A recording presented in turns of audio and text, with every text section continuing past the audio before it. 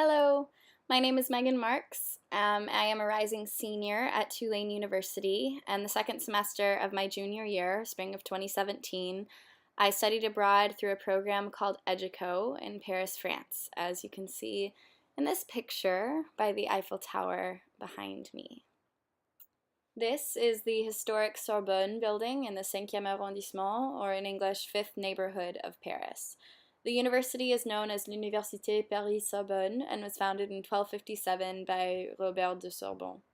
I was lucky enough to take a 19th and 20th century French literature course in this very building. This is another historic building, hopefully some of you recognize it, the Cathédrale Notre-Dame de Paris, or Notre Dame Cathedral. I sang here when I was 16 and got to visit again this past semester. It is in the 4e, or 4th arrondissement, which is walking distance from the Sorbonne, and I wanted to add it to show you guys a little bit of the history that I would see every day. Though Notre Dame is arguably the most famous church or cathedral in Paris, this chapel, Sainte-Chapelle, right nearby, is my personal favorite. The outside may not seem like much, but inside there's wall-to-wall, floor-to-ceiling, stained glass, hand-painted with illustrations of stories in the Bible. It's hard to capture its essence, but I tried here for you. Another phenomenal place to visit is the Louvre. Most everyone who has been to Paris even once has been to the Louvre, as it is one of the largest museums in the world. However, when the National Assembly first opened this museum in 1793, it was quite small, consisting of only a room or two. May not sound like a lot, but portraits and paintings in this room are absolutely stunning. Another living, breathing place full of history is Versailles. I took this picture in the gardens of Versailles right behind the palace, and as you can see, they are absolutely breathtaking.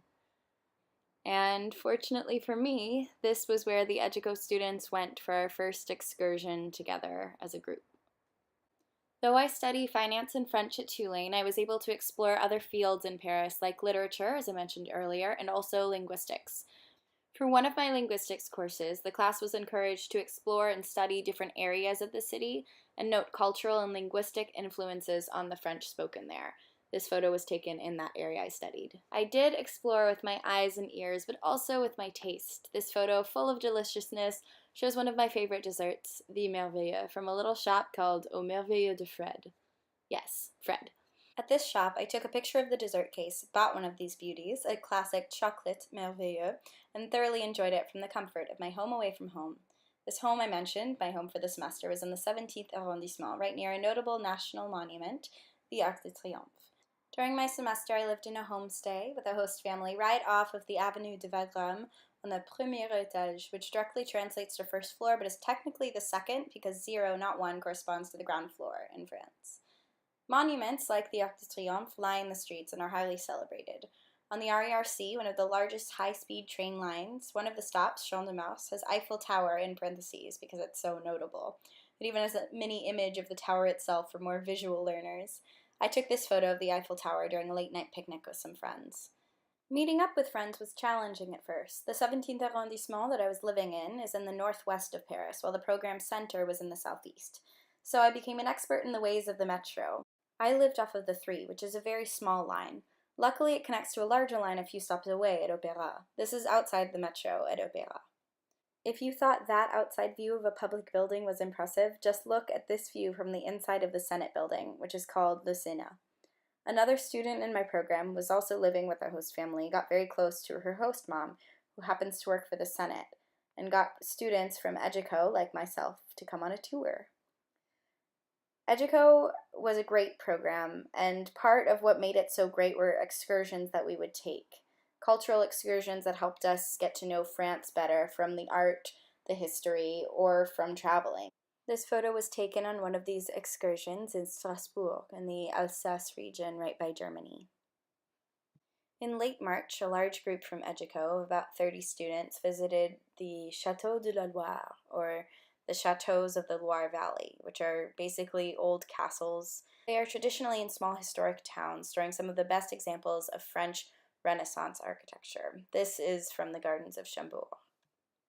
During this excursion, we visited 3 different chateaux. The second chateau that we visited is called Amboise.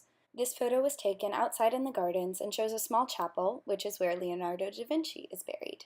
He was born in April in 1452 in Florence and spent the last 3 years of his life at Amboise, resulting from an invitation from King François Ier. In addition to travel opportunities, EDUCO offered cooking and baking classes.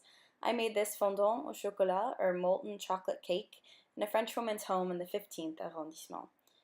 I also took classes in how to make financier cookies, madeleine cookies, and the trendy French dessert, the macaron. Through the program, and also independently, I found other ways to taste and see the beautiful and delicious things that Paris has to offer.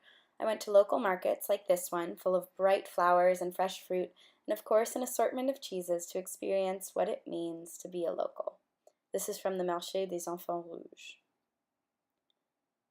Even though I was in Paris for 5 months, from January through the end of May, I was still in awe of the architecture, of the city life, and I kept finding cool things like markets and little cafes or pastry shops in my neighborhood and beyond to explore in my free time.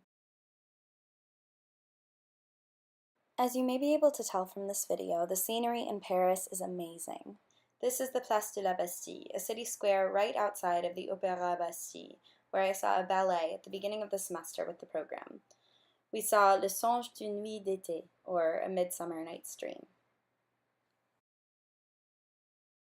I went to Paris for a full French immersion experience. I had been studying French for years and really got to immerse myself in the culture, to really study it and then appreciate every aspect of it that I saw in daily life while I was there. I did and will never forget what it felt like living like a Parisienne, even if it was only for a semester.